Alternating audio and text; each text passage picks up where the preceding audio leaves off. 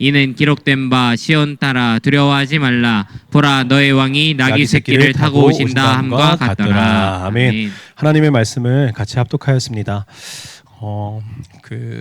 솔로몬이 1,000번제를 드렸잖아요. 그래서 이제 하나님께 받은 게 이제 저희가 익히 하나님의 지혜를 받았다라고 알고 있습니다. 그래서 우리가 1,000번제 예물을 드릴 때 헌금 봉투에다가 헌금을 넣고 기도 제목을 적을 때 하나님 솔로몬과 같은 지혜를 우리에게 허락하여 주시옵소서, 혹은 내 자녀에게 솔로몬과 같은 지혜를 부어 주시옵소서, 이렇게 기도 제목을 올리고 같이 기도하곤 합니다.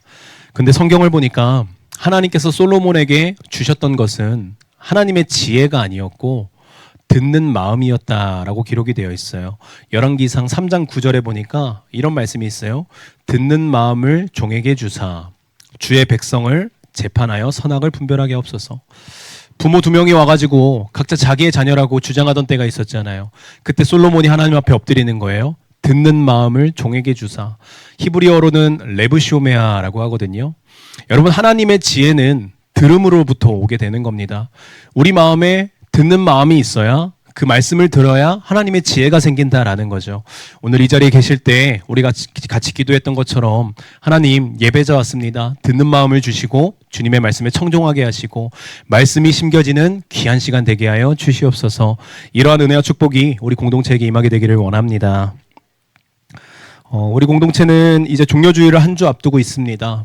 종려주일은 예수님께서 십자가를 지시고 부활하시기까지 정확하게 일주일 전, 우리에게는 주일이요, 그때 당시로는 안식일의 다음 날인 일요일에 일어난 사건이었죠.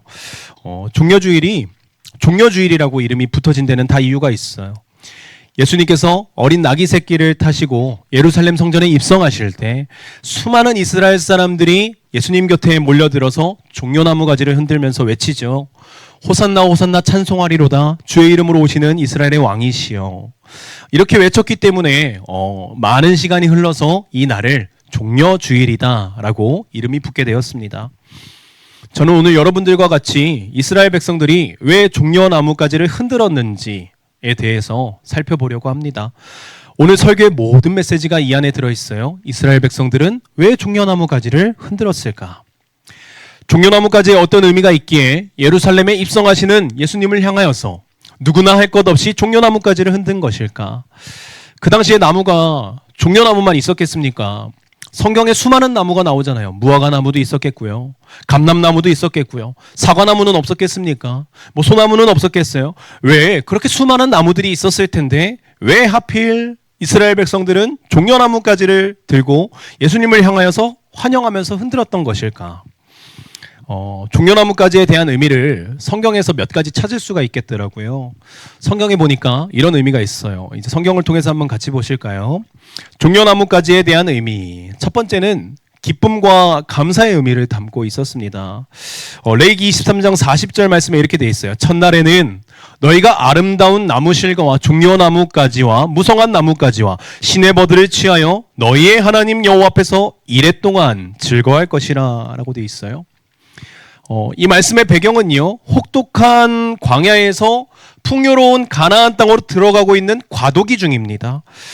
아직 광야를 벗어난 것은 아니에요. 아직 풍요로운 가나안 땅에 들어간 것도 아니에요. 그 과도기 중에 예방주사 차원으로 혹독하고 힘들었던 그 광야의 시절을 모두 다 보내게 되고 이제는 어엿하게 직접 농사를 짓고 농작물을 수확하는 기쁨을 누리게 되었을 때, 가나안 땅에 들어가게 되었을 때 기억하라라는 거예요. 그리고 스스로 자처하여서 나가서 초막을 지으라는 거죠. 그때 종려나무가지를 취하여서 하나님 앞에 기뻐하고 감사하라라는 내용의 하나님께서 주시는 예방주사 차원이었습니다. 가질 수 있음에도 내려놓음으로 하나님을 기억하라라는 겁니다. 풍요로울 수 있음에도 스스로 청빈에 자처하면서 하나님께서 주셨다라는 것을 인정하고 감사하라는 거예요. 종려나무가 주는 첫 번째 의미는 기쁨과 감사입니다. 두 번째 의미는 이렇습니다. 종려나무까지는 구원받은 성도들, 영생을 누리는 성도들을 의미합니다. 요한계시록 7장 9절에서 10절 말씀인데요. 우리 9절 말씀 제가 읽어드리면요. 2일 후에 내가 보니 각 나라와 족속과 백성과 방언에서 아무도 능히 셀 수 없는 큰 무리가 나와 흰옷을 입고 손에 종려 가지를 들고 보좌 앞과 어린 양 앞에 서서 10절 말씀 같이 합니다. 시작. 큰 소리로 외쳐 이르되 구원하심이 보좌에 앉으신 우리 하나님과 어린 양에게 있도다 하니. 아멘. 계시록에서 설명합니다. 마지막 날, 마지막 때 주님의 보좌 앞에 어린 양 예수 그리스도 앞에 구원받은 백성들이 모여 있다 그래요. 이들의 출신은 특정 지을 수가 없어요. 각 나라와 족속과 백성과 방언에서 다 나왔대요. 얼마나 많은 무리가 나왔대요? 셀 수 없을 정도의 많은 무리들이 나왔대요. 수많은 자들이 있다고 하는데요. 이들도 이때 각자 가지고 있었던 먹보다도 더 검은 죄가 있지 않겠습니까? 각자 나름대로의 세상에서 살아갈 때 먹보다도 더 검은 죄들을 다 가지고 있지 않겠어요? 그럼에도 불구하고 이 죄를 예수 그리스도의 보혈로 씻김받고 그 증거로 흰옷을 입고 있다 그러죠. 흰옷을 입고 있대요. 흰옷을 입고 종려가지를 들고 있다. 그리고 찬송하는 거예요. 우리 아까 임례송 때 찬송했죠. 구원하심이 보좌 위에 앉으신 우리 하나님과 어린 양께 있도다. 천국 백성들이 종려나무 가지를 들고 주님 앞에 찬송하였다. 종려나무 가지가 주는 두 번째 의미는 구원받은 성도, 영생을 누리는 성도들을 의미합니다. 그렇다면 종려나무 가지가 주는 세 번째 마지막 의미를 보면요. 종려나무 가지는 평화와 승리, 개선의 의미를 담고 있습니다. 평화와 승리라는 개념은 우리에게 조금 익숙하죠. 평화는 말 그대로 평화로운 거예요. 뭐 승리하였기 때문에 평화로운 걸 수도 있겠어요. 뭐 전쟁의 승리, 운동 경기의 승리, 뭐 이런 어떤 것을 대적하여서 승리한 것을 말합니다. 그렇다면 개선은 어떤 의미가 있을까요? 개선. 고대 로마에는 웅장하게 열리는 행사 중 한 가지가 바로 개선식이었다 그래요. 개선식. 큰 전쟁에서 승리한 장수가 돌아왔을 때, 아니면 중요한 스포츠 경기에서 선수가 이기고 나라의 위상을 떨치고 돌아왔을 때 개선문을 통과하는 개선식이 있었다라는 거예요. 종려나무 가지에는 바로 이 개선의 의미가 담겨져 있습니다. 모든 전쟁을 이겼으니 당연히 평화로우겠죠. 그러니까 당연히 승리도 있었겠죠. 그로 인하여서 고국으로 돌아왔을 때 펼쳐지는 개선식. 이때 수많은 인파들이 종려나무 가지를 들고 흔들었다라는 것이 전해져 오는 유래입니다. 이 이야기만큼은 성경의 이야기가 아니죠. 그런데 시대적인 배경으로 종려나무 가지에는 이런 개선의 의미가 있다라는 것을 알 수 있습니다. 그렇다면 오늘 이스라엘 백성들이 들고 있는 종려나무 가지는 어떤 의미가 담겨져 있을까요? 오늘 본문을 이제 같이 보면요. 오늘 12절 시작하는 말에 이스라엘 백성들이요. 예수님이 오신다는 소식을 다 알고 있더라고요. 12절 말씀 같이 한번 읽어보시겠습니까? 읽겠습니다. 시작. 그 이튿날에는 명절에 온 큰 무리가 예수께서 예루살렘으로 오신다는 것을 듣고 아멘. 듣고 이스라엘 백성들이 다 들었다라는 거예요. 가장 소문이 빠른 곳은 길거리라고요. 소문의 거리라고 말하죠. 그곳에서는 다 소문이 퍼지게 되는 거예요. 이 명절, 유월절을 지키기 위하여서 이스라엘 백성들이 방방곡곡에서 다 모였을 때예요. 이 사람도 오고 저 사람도 오고, 디아스포라라고 하죠. 로마에 살지 않는 해외에 흩어졌던 수많은 사람들이 다 예루살렘으로 와서 절기를 지키던 때가 바로 이 유월절 절기예요. 그래서 온 큰 무리가 라고 되어 있죠. 아마 셀 수 없을 정도로 수많은 인파가 모였을 겁니다.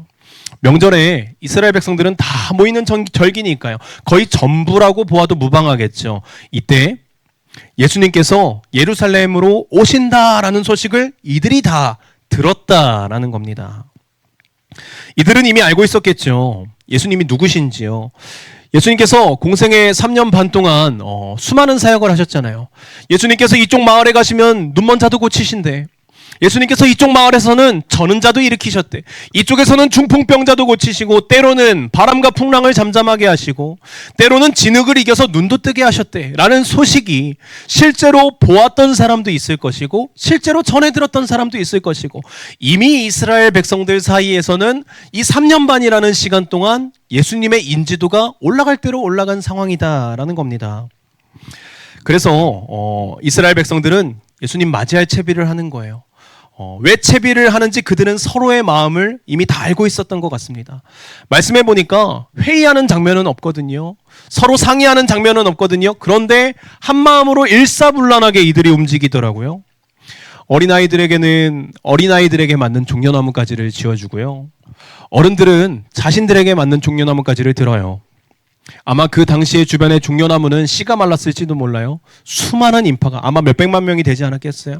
수많은 인파가 다 종려나무 가지를 들고 있으니까요. 혹시 아까 그 방탄소년단 말씀드렸지만 그 좋아하는 그 K-팝 스타 혹은 7080 가수가 있으신지 모르겠어요. 그 가수들을 응원할 때 응원봉이라는 게 있어요. 요즘 문화에는 우리 성도님들 시대에도 그런 게 있으셨는지 모르겠어요. 막 이렇게 흔들잖아요. 제가 야구장에 가보진 않았지만 야구장에 가도 그 응원봉이 있다라는 걸 들었어요. 선수를 향해서 팀을 향해서 그렇게 응원봉을 흔든다라는 거예요. 여러분 이 종려나무가지가 마치 예수님을 향한 응원봉과 같이 보이지 않으십니까? 그리고 그렇게 나가서 외치죠. 어떻게 외쳤을까요? 뭐 예수님 화이팅! 뭐 나귀새끼 타고 끝까지 목적지까지 잘 가보세요. 힘내세요. 뭐 이렇게 외쳤을까요? 이렇게 외친 게 아니라 13절과 같이 외쳤다는 거예요. 종려나무 가지를 가지고 맞으러 나가 외치되 호산나 찬송하리로다 주의 이름으로 오시는 이 곧 이스라엘의 왕이시여 하더라. 이렇게 외쳤다라는 거예요. 여러분 이 외침의 현장에 우리가 있다라고 이제 상상을 한번 해보시겠습니까? 여러분 지금 여러분 손에 종려나무 가지를 들고 있어요. 여러분 지금 들고 있는 거예요. 그리고 앞선 구호자가 있다고 생각해 보세요. 그리고 그 구호자가 사인을 줍니다. 자 여러분 자 지금입니다. 종려나무 가지를 드십시오. 여러분 이제 드셔야 돼요. 자 드십시오. 들어보십시오. 한번 좋아요. 눈치 빠르신 분들 다 들기 시작했어요. 드십시오. 얼른 높이 들어보세요. 들어보세요. 설교 안 끝냅니다. 자 들어보세요. 자 들었어요. 자 이제 외치는 거예요. 자 우리 다 같이 지금입니다. 예수님 들어오십니다. 노란 부분. 자 읽어보겠습니다.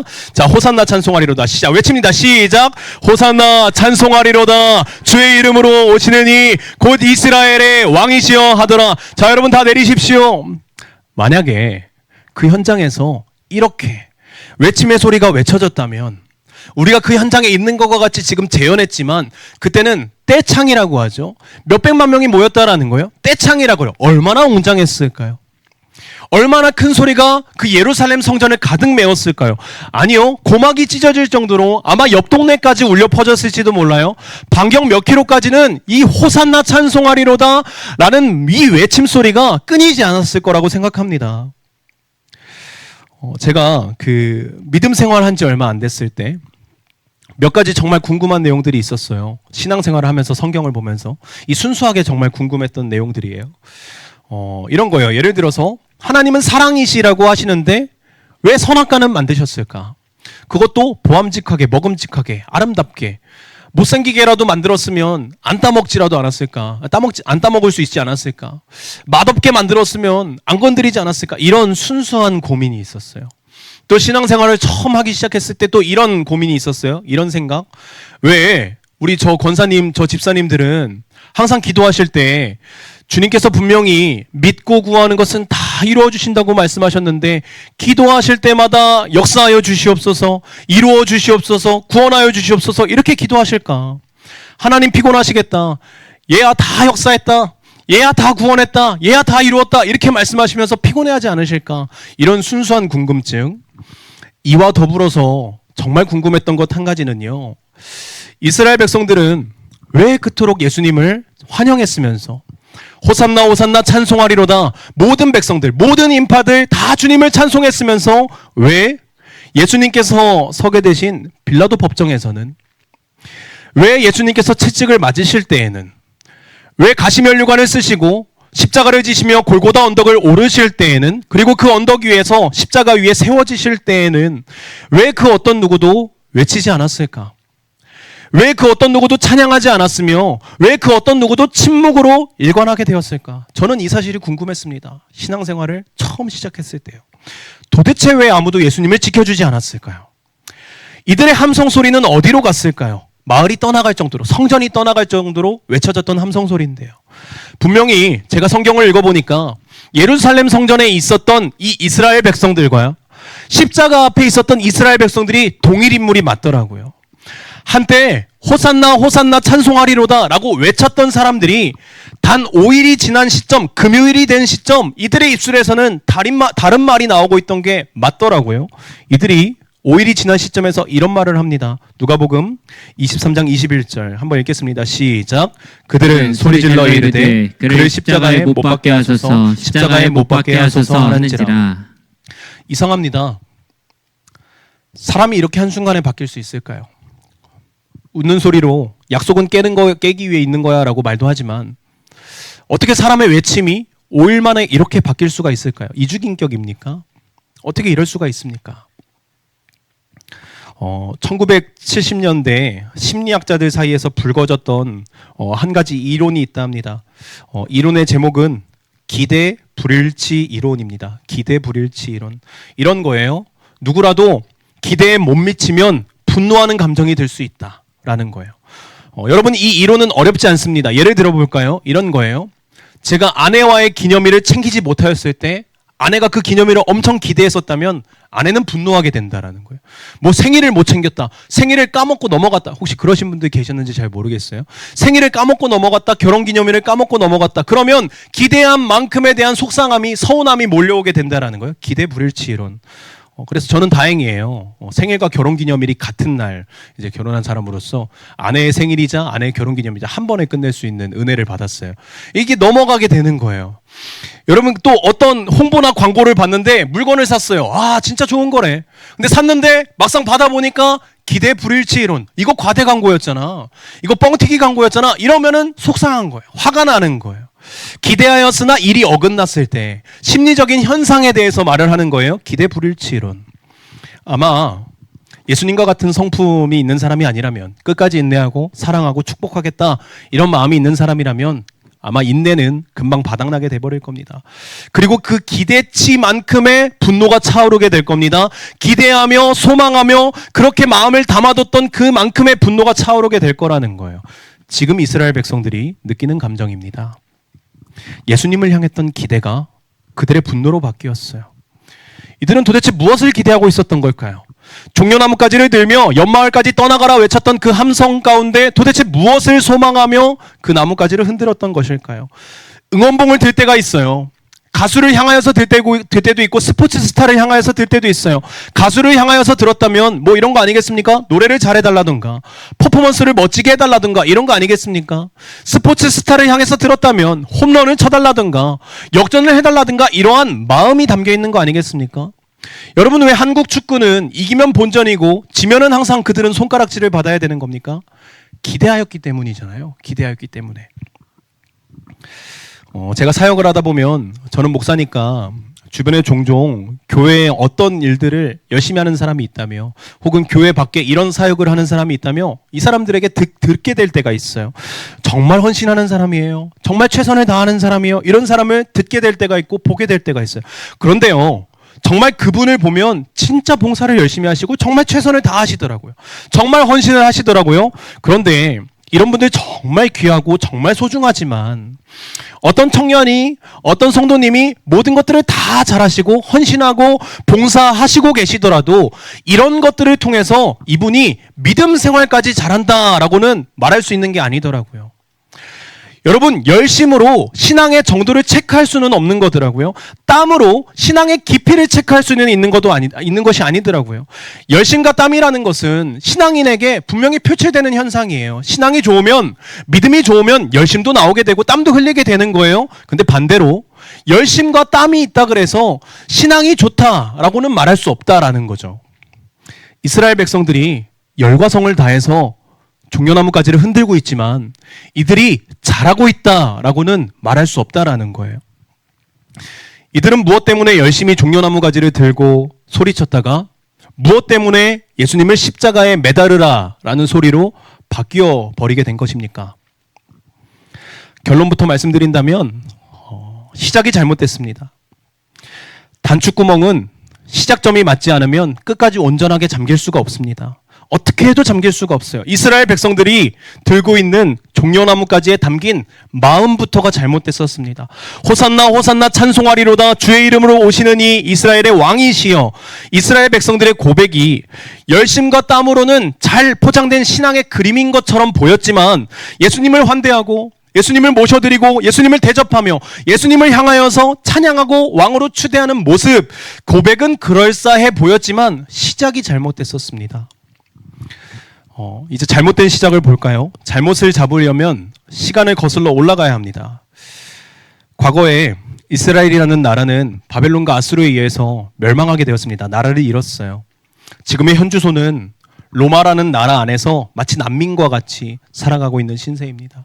이들은 나라를 잃은 상태로 타국에서 지내는 마치 속국도 아니요 난민과 같이 이런 삶을 살아간 지가 수백 년이에요. 수백 년. 그때 이들의 고민은 이런 고민입니다. 아니 어떻게 하나님을 섬기는 백성들이, 하나님을 예배하는 사람들이 난민과 같이 남의 나라에 속해서 살 수가 있을까? 하나님이 살아계시는데, 이 땅의 주인이 살아계시는데 그 만물의 창조주 하나님이 선택한 선민인 우리가 어떻게 로마라는 나라에 속해서 그렇게 난민과 같이 살아갈 수 있을까? 이들의 고민은 이런 고민이었어요. 수백 년간 진행된 이들의 고민, 또 고민합니다. 그리고 스스로 결론을 내리죠. 아, 선조들이 말씀대로 못 살았었구나. 아, 하나님께 불순종했었구나. 우리도 그 선조들의 모습을 똑같이 답습하고 있구나. 하지 말라는 것은 골라서 하고, 우상숭배, 혼합주의, 하나님과 세상을 겸하여서 섬긴다는 거예요. 하지 말라는 것만 골라서 하고 하라는 것은 또 제대로 하지 않았구나. 첫 소산의 11조를 분명히 드리라고 했는데, 예배를 드릴 때는, 제사를 드릴 때는 흠이 없고 정결한 것을 하나님께 드리라고 했는데, 흠이 없고 정결한 것은 내가 챙기고 흠이 있고 정결하지 못한 것만 하나님께 예물을 드리며 제사를 드렸었구나. 이스라엘 백성들은 스스로 깨닫고 스스로 정화하며 날마다 기다렸어요. 자신들을 회복하실 하나님. 마음을 고쳐먹으면, 회개하면, 이렇게 말씀대로 잘 살면 분명히 자신들을 회복하실 하나님이 오실 것이다 라고 날마다 기다렸어요. 그래서 점차 멀리하였던 성경을, 그래서 점차 멀리하였던 경건생활을 회복하기 위하여 힘쓰기 시작합니다. 말씀에 집중하고 율법에 집중하고 메시아를 기다리죠. 그런데 이때 이들의 어긋난 단추, 이스라엘 백성들의 마음 깊이 들어가 보니까 이들이 정말 회복하길 원했던 것은요, 하나님 나라가 아니라 다윗 왕 때의 푸국강병했던 나라, 외세의 침략에도 안전했던 나라, 먹고 살 것 걱정하지 않아도 살 수 있었던 나라, 다윗의 나라의 회복을 원하였던 거예요. 마음을 다잡고 조상들을 보며 단추구멍을 잘 끼우려고 결정한 것조차도 단추구멍이 맞지 않았던 거죠. 그럼에도 나름 열심히 있었어요. 말씀을 열심히 공부하고 율법을 잘 지키면 다윗의 나라, 부국강병한 나라가 회복될 것이라고 굳게 믿었기 때문이죠. 그러다가 오류가 발생됩니다. 너무나도 율법을 잘 지키려고 열심을 한 나머지 사랑을 잃어요. 그렇게 바리새인들이 등장하게 되죠. 시간이 흘러서 기원전 2세기 로마의 안티오코스 4세 왕이 갑작스럽게 이스라엘 백성들이 모여 사는 곳에 제우스 신전을 짓겠다라는 거예요. 그리고 이들에게 말을 하는 거예요. 하나님이 아닌 제우스 신을 섬기라 라고 명령하는 거예요. 여러분이 지금까지 이스라엘 백성들이 어떻게, 무슨 마음으로 살아오고 있다라고 말씀을 드렸습니까? 우리가 잘못했다. 우리가 경건 생활을 하지 못해서 우리가 우상을 숭배하고 하나님과 다른 신을 겸하여서 숭배해서 우리가 나라를 잃었다라고 생각하는 사람들이었잖아요. 그래서 더 열심히 하나님을 섬겨야겠다. 이것마저도 잘 안 돼서 발버둥 치는 사람들. 그런데 그 순간에 제우스 신을 섬기라고 말하니까, 이곳에 신당을 짓는다고 말하니까 얼마나 이스라엘 사람들 입장에서는 죽을 맛이었겠습니까? 방법은 없습니다. 제우스를 섬기지 않으면 죽습니다. 사면 초가입니다. 이것저것도 할 수 없습니다. 차라리 죽는 것이 낫다라고 생각하던 찰나였습니다. 그때 혜성같이 등장한 것이 바로 레위 출신의 마카비 가문입니다. 마카비는 쇠망치라는 뜻이에요. 망치질하는 자라는 의미를 가지고 있어요. 이들이 종교의 자유를 얻기 위하여서 로마 안티오코스 4세를 향하여서 전쟁을 펼치는 거예요. 제우스 신상을 쇠망치로 다 내려찍어서 부셔버리는 거예요. 이스라엘 백성들에게 종교의 자유를 갖다 주는 거예요. 무너질 뻔했던 예루살렘 성전을 지켜내는 거예요. 이 마카비 가문의 심볼이 바로 종려나무였습니다. 유월절을 엿새 앞둔 예루살렘 성전에 예수님께서 입성하실 당시 장면으로 다시 돌아가 볼까요? 수많은 인파들이 종려나무 가지를 들고 예수님을 환대하고 있는 장소입니다. 마카비 가문이 몰락한 지 200년이 지난 시점이죠. 아직도 난민인 이스라엘 백성들, 아직도 나라를 회복하지 못한 이스라엘 백성들이 이번에는 예수님을 향하여서 종려나무 가지를 들고 있습니다. 이들은 알고 있습니다. 자신의 소원이 무엇인지요. 자신들의 소원이 무엇인지요. 서로 말하지는 않았지만 눈빛만 보아도 알 수 있습니다. 예수님께 어떤 기대와 어떤 소망을 하고 있는지요. 다윗의 나라를 회복시켜 주시옵소서. 하나님의 나라가 아니에요. 부국강병했던 다윗의 나라를 회복시켜 주시옵소서. 이들의 기대와 하나님의 기대가 다른 거예요. 이들의 소망과 하나님의 목적이 다르신 거예요. 다가올 종려주일에 성도님들께서는 어떤 종려나무 가지를 들겠습니까? 아니, 사실 이 종려나무 가지를 종려주일에만 드는 것은 아니더라고요. 종려나무 가지와 비슷한 나의 기도 제목들이 줄비에 있죠. 두 손을 모으고 기도할 때, 주여를 외치며 크게 외칠 때, 내 신앙의 중심, 예배를 드리며 청종하는 지금 내 마음의 자세, 혹시 하나님 앞에 어떤 기대를 하시고 이 자리에 앉아 계십니까? 혹시 하나님께서 어떤 기적을 펼쳐주시기를 간절히 원하고 계십니까? 여러분, 모든 신앙에는 복선이 있어요. 모든 신앙에는 복선이 있어요. 오늘 말씀에서의 복선은 개선장군과 걸맞지 않은 나귀 새끼였어요. 이 다윗의 나라를 부국강병하게 개선장군과 같이 회복하기에는 이 나귀 새끼가 참 맞지 않다라는 거예요. 로마의 압제를 패하기에는 턱없이 부족해 보이는 나귀 새끼죠. 혹시 먹고 살기 위해서 주님을 믿어 오셨다면, 조금 더 자극적인 표현으로 주님을 이용해 오셨다면 그 일은 그만하시는 게 좋습니다. 혹시 구원만을 목적으로 두며 이 자리에 나오신 것이라면 우리의 시선을 바꿀 필요가 있어요. 구원을 넘어 주님과 함께 사시는 것을 목표로 두어야 합니다.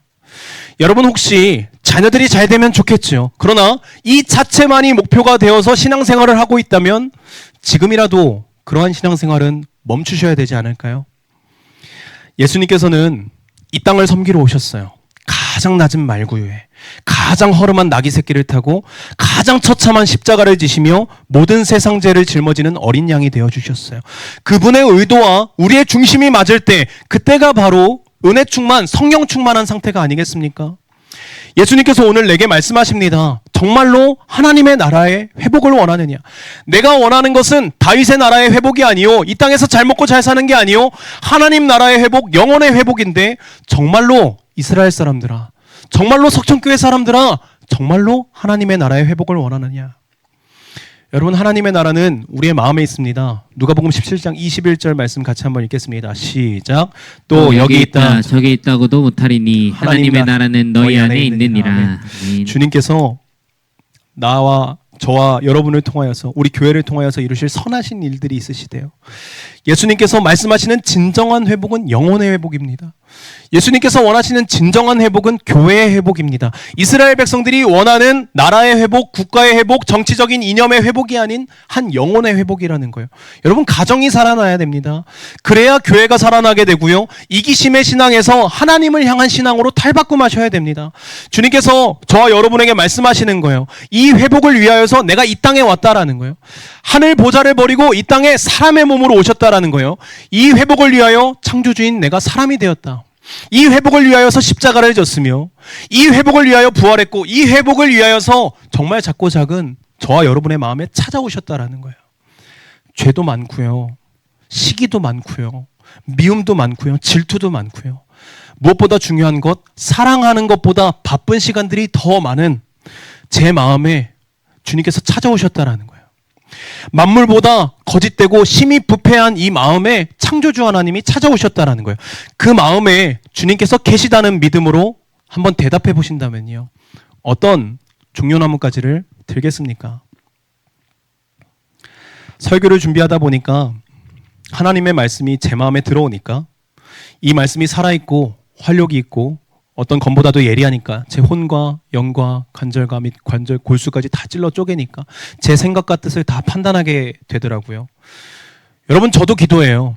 주님, 제 아들 셋빛이 잘 되게 해주세요. 저와 제 아내가 주님 앞에 쓰임받는 도구가 되게 해주세요. 석천교회 청년회도 살아나게 해주시고 우리 성도님들 하나님께서 부르시는 그날까지 평탄한 길 걸어가게 해주세요. 저도 기도해요. 좋은 기도죠. 왜냐하면 저는 들키지 않게 기도했으니까요.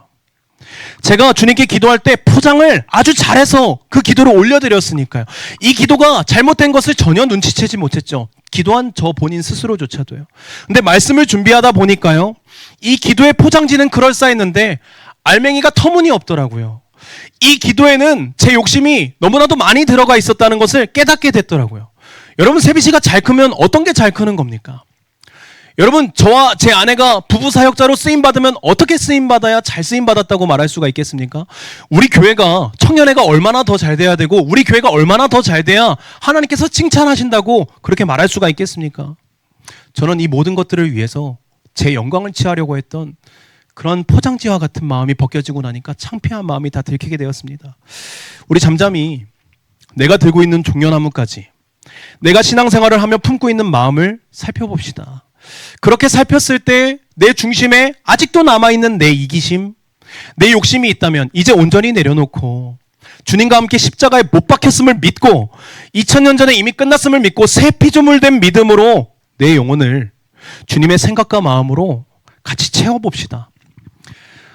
종료주일이 다음 주로 다가오고요. 그 주일이 끝나면 고난주간이 시작돼요. 어떻게 본다면 사실 우리에게는 이 고난주간은 형식에 불과할지 모릅니다. 이미 예수님께서 십자가 지시고 부활하셔서 영광을 받으셨기 때문이죠. 예수님 다시 고난받으실 이유 없으세요. 다시 부활하실 이유 없으세요. 그러나 이 고난주간은 우리에게 분명히 유익이 되어야 되는 거예요. 모든 것을 철저히 비우셨던 예수님처럼 우리도 철저히 비우기를 자처해 보는 한 주로, 모든 것의 순종을 가장 제일 포커스로 맞추셨던 예수님처럼 한 주간 주님을 향해서 모든 것을 순종하겠다라는 제일이라는 마음으로 주님께 드려보는 거예요. 이 의지와 결단이 장차 다가올 부활절, 다시 사신 예수님과 함께 큰 기쁨을 누릴 믿음의 초석이 될 것입니다. 이제 우리 같이 찬양을 고백하려 하는데요. 호산나 다윗의 자손께, 호산나 불러 왕 중의 왕, 높은 하늘엔 영광을 예수 주 메시아네. 우리가 정말 많이 불렀던 찬송이지만 이 고백은 이스라엘 백성들에게 의도를 품은 외침이었어요. 다윗의 나라를 회복시켜 주시옵소서. 여러분, 성도님들,